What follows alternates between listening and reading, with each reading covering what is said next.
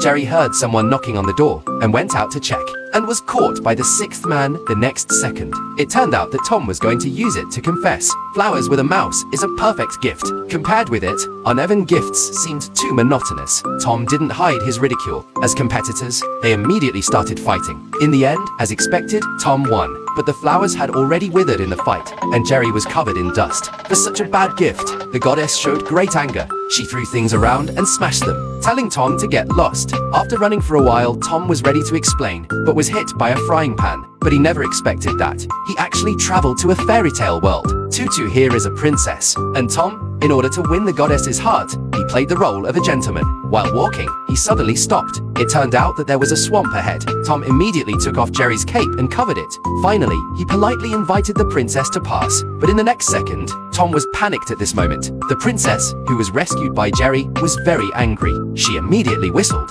calling the guards, and threw Tom into the wilderness. Jerry was a little gloating, but unexpectedly got involved. Tom looked at the slim figure of the princess in the castle and felt like his body was melting. But now it was out of reach. Suddenly, Jerry came up with an idea, asking Tom to conquer the princess with music. But his voice was so ugly, he was really hopeless. Then Jerry had an idea, and had another idea. The princess in the castle suddenly heard beautiful singing, and ran to the window to check, and saw Tom playing the guitar affectionately. The singing was so beautiful and pleasant. The goddess quickly fell in love with it. Why did his voice suddenly sound good? It turned out that it was the gramophone Jerry placed next to him. Tom was just lip-synching. At this moment, a fly suddenly flew to Jerry's side.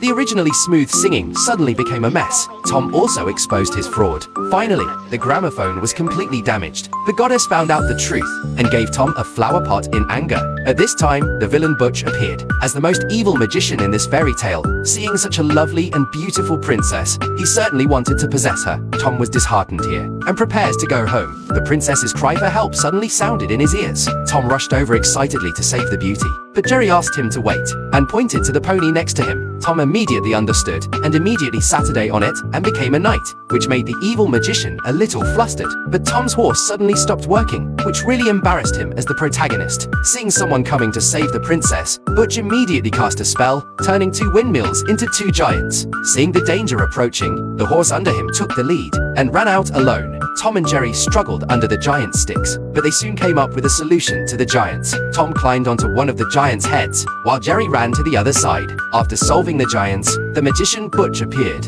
and blasted the giants with his wand. The Cat and Mouse brothers had to take shelter. Suddenly, Jerry found a branch for Tom, and Tom instantly became a magician. Could this be the one-in-a-million master? In the duel, Butch suddenly cheated and said, "Look at UFO," and Tom actually believed it. As a result,